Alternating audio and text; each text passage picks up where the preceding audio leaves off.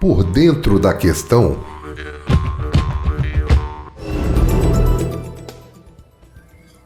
No Por Dentro da Questão de hoje, nós vamos dar um giro aí sobre os problemas de Belo Horizonte. No quadro anterior, né, a gente discutiu bem a situação da educação. Primeiro, nós vamos ouvir um áudio da diretora que representa a saúde, né, do Sindicato de Servidores Públicos de Belo Horizonte, que é o Sindibel, que é a Aline. Eu considero a situação da saúde de Belo Horizonte preocupante, porque foi anunciado um suposto déficit na pasta e, com isso, contratos administrativos que venceram não foram renovados. Entendemos que, quando esses contratos não são renovados, a população que tem o maior prejuízo, porque serviços podem deixar de ser oferecidos uma vez que não tem profissional suficiente para poder fazer a prestação destes serviços. Tivemos que fazer discussão com a Secretaria de Saúde e demonstrar que a não renovação desses contratos era algo que poderia trazer muito prejuízo, inclusive fechamento de setores. Tivemos a notícia recente de que esses contratos voltaram a ser renovados. Mas o entendimento do Sindibel é que, na realidade, precisa de fato ter um redimensionamento e que essas vagas que hoje são ocupadas por contrato, inclusive, sejam transformadas em vagas definitivas e sejam chamados profissionais do concurso que está vigente. A saúde tem um concurso homologado vigente e tem várias pessoas aguardando a nomeação. Então, nós estamos monitorando isso porque sabemos que, de fato, não só os profissionais ficam extremamente sobrecarregados, com demandas represadas, como a população fica em prejuízo quando há esses cortes na saúde.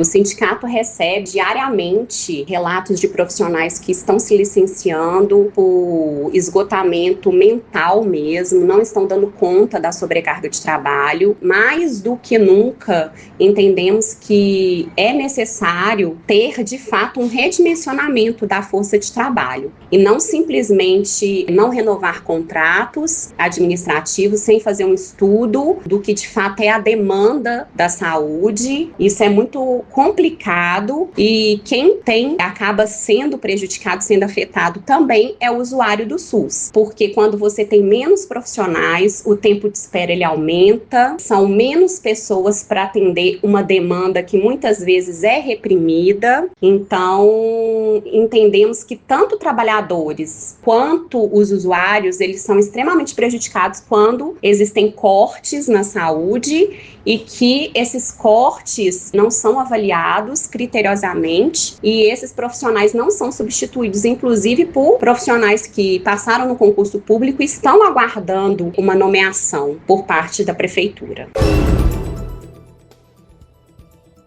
E é importante, né, lembrar que os médicos estão prometendo um dia de paralisação para essa semana ou na próxima, e não vamos esquecer do caos do SAMU, né, quando o prefeito resolveu cortar um técnico de enfermagem de cada ambulância. Felizmente, a justiça reverteu, pelo menos por enquanto, essa decisão. Então, são as economias porcas que colocam a população em risco e tudo isso. Por quê? São as escolhas políticas do prefeito. Hoje nós conversamos mais uma vez aí com o André, que é presidente do Sinfisco. Boa tarde, André. Primeiro, obrigada aí, né, pela sua presença. E, André, primeiro a gente queria que você se apresentasse, né, para os nossos ouvintes e depois falar um pouco aí para a gente sobre a situação financeira de Belo Horizonte, porque do jeito, né, que são essas escolhas aí da prefeitura com relação aos gastos, né, em relação ao que ele acha que tem que ser investido, que não tem que ser investido. Olá, boa tarde, Firmino, boa tarde, Carol, e boa tarde a todos que estão nos escutando agora neste momento. Meu nome é André Martins, eu estou presidente do Sinfisco, que é o Sindicato dos Auditores Fiscais aqui da nossa cidade, de Belo Horizonte, e tenho acompanhado aí de perto já há alguns anos a situação financeira da prefeitura. Claro que por estarmos mais do lado da receita, né, dos recursos que entram, a gente sempre tem um olhar mais apurado sobre a questão das receitas. também acompanhamos a questão das despesas para saber onde esses recursos estão sendo aplicados, né? E o que a gente tem visto, Firmina, é que nos últimos anos a nossa capacidade arrecadatória tem caído, né? Isso a gente já demonstrou em outras audiências, a gente tem perdendo a capacidade, e isso vai influenciar no aumento da sonegação. Então, se tem menos fiscalização, tem mais sonegação. A nossa equipe de auditores hoje ela está reduzida, né? Nós temos um concurso aberto, mas que a prefeitura ainda não nomeou nem o número necessário que estava no edital. A gente já está completando 4 anos de edital, está para vencer agora em agosto. E aí, então, tem esse cenário na receita, né, que vai impactar o lado da despesa. Como foi falado aqui anteriormente, a gente tem visto caos em várias cidades, em várias áreas, né, da nossa cidade, por conta dessas escolhas de onde esses recursos que estão escassos, né? Isso a gente tem que reconhecer que a receita não está entrando como ela deveria, como a gente esperava, e aí você tem que ter um olhar mais apurado sobre onde pode cortar, né? E a gente tem visto essas decisões aí, talvez, um pouco equivocadas na nossa visão, de um corte, às vezes, mal dimensionado e vai impactar nos serviços, né? Isso que a gente tem visto, e outras despesas também, que tem impactado bem essa saúde financeira do nosso município. Mais uma vez, né, André? Obrigada por participar conosco novamente. E é importante a gente dizer, né, para a população que Belo Horizonte é uma cidade rica. A arrecadação de Belo Horizonte segue crescendo, mas ela não cresce mais tanto quanto como nós já conversamos num outro programa anterior aqui. E que as escolhas da PBH, elas têm sido muito direcionadas para empresários. Em compensação, aqueles que mantêm a cidade funcionando, que são os servidores públicos, que são aqueles que atendem, ou mesmo os terceirizados, que Belo Horizonte é a capital com maior número de terceirização para atendimento à população. Então, todas essas escolhas, ela é sempre de precarizar, de reduzir, de não valorizar, o que faz com que esse atendimento sofra, né, e que a cidade sofra.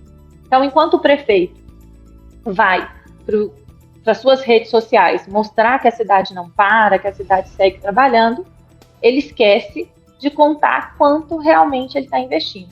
E um dos pontos que o prefeito, né, não conta é exatamente os contratos com os empresários, em especial os empresários de ônibus.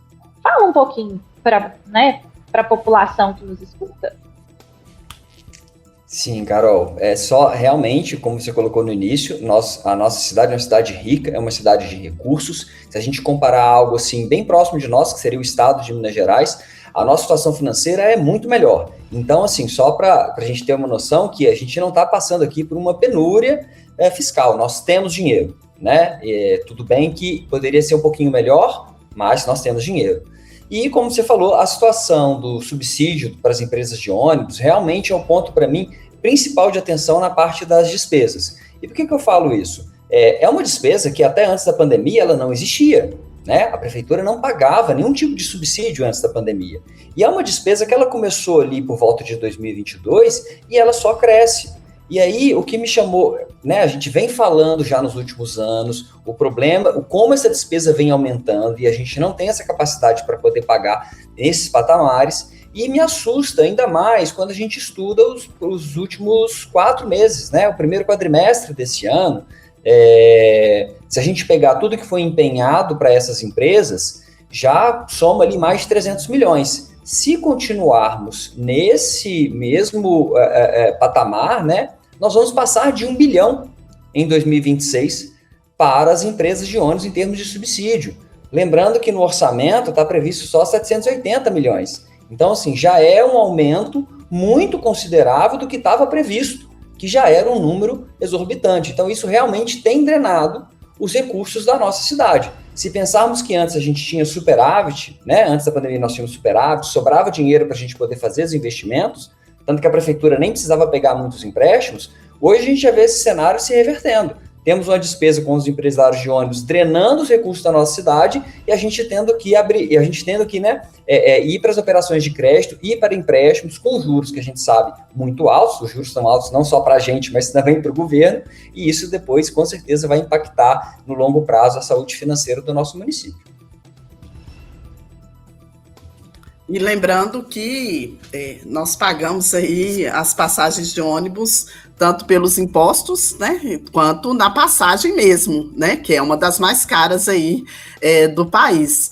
E para além disso, tem todo um processo que a gente sabe que tem várias multas aí, né, que as empresas de ônibus não pagam à prefeitura, então a prefeitura deixa de arrecadar também alguns milhões, e todo o processo que você já falou, né, do processo de privatização mesmo, né, de entrega para as empresas, que é um pouco que a Carol falou também. Tem mais alguma coisa, André, que você gostaria de apontar com relação aí à arrecadação da prefeitura e com relação a alguma outra questão? Firmino, eu acho que é só realmente chamar a atenção dessa questão que quando a gente faz uma gestão fiscal, né, responsável do município, a gente precisa olhar as duas pontas, né?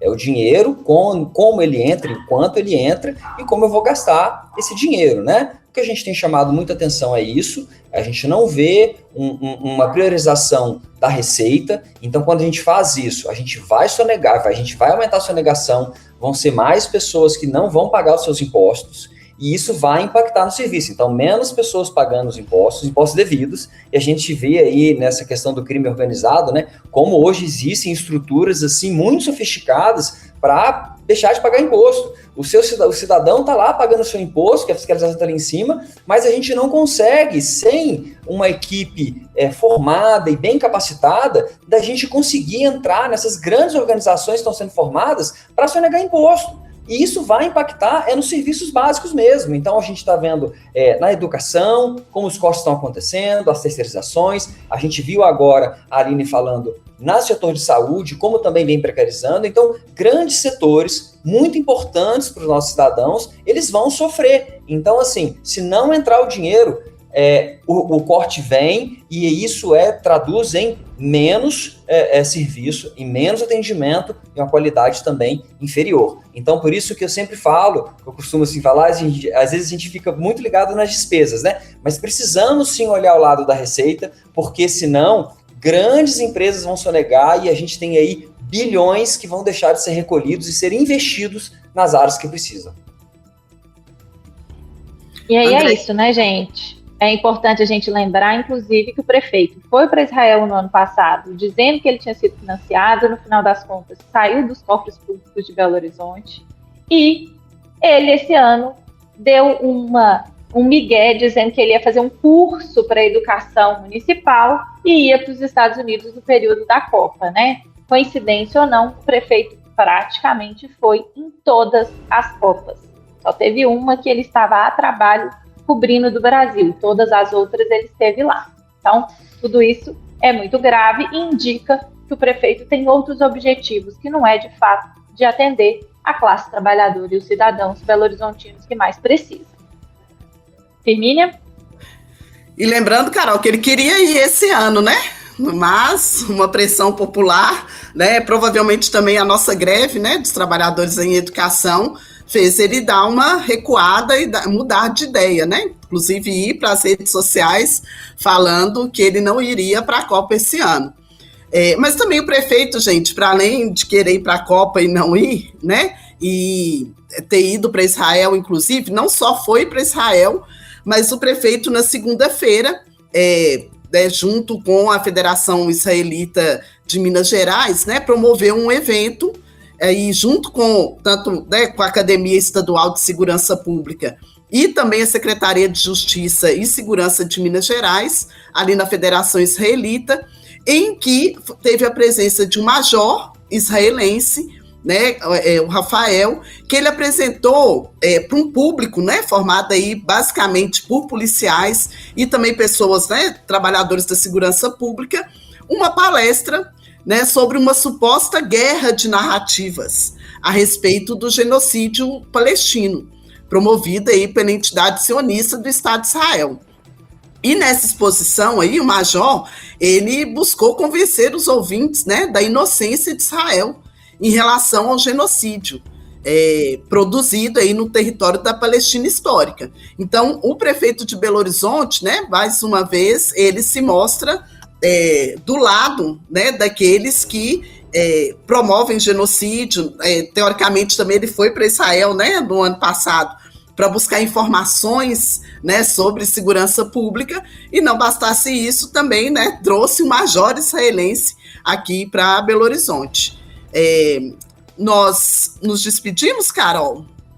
Sim, eu acho importante, né, gente, a gente agradecer a presença do André, dizer que ainda fica, né, André, o convite para a gente falar com mais calma sobre Previdência num outro programa, porque também é uma temática importante da gente dizer que também fala da saúde dos cofres públicos de Belo Horizonte e como as escolhas dos governos também é sempre de punir o cidadão e o servidor público. Queremos agradecer, né, todo mundo que nos ouviu até aqui, né, fica gravado também, podem acompanhar pelo Instagram Voz da Rede, também pelo Instagram do Sindirrede, também da Rádio Favela. E na quarta-feira que vem nós estamos aqui de volta, talvez eu não, né? Mas a Carol com certeza estará, né, de volta para mais um programa Voz da Rede, e agradecer a todos e a todas que nos ouviram. É isso, gente. Obrigada. André, uma palavra final? Carol, Firmina, só agradecer mais uma vez a oportunidade. Sim, Carol, temos outros temas tão importantes, né, para a gente debater, mas conte aí com o Sinfisco, porque nós temos que unir, nós, servidores públicos municipais, a gente está sempre junto aí para a gente sempre conquistar aí, defender os nossos direitos. Fico aí à disposição sempre, muito obrigado. E até a nossa Assembleia, 14 horas, na Praça da Estação.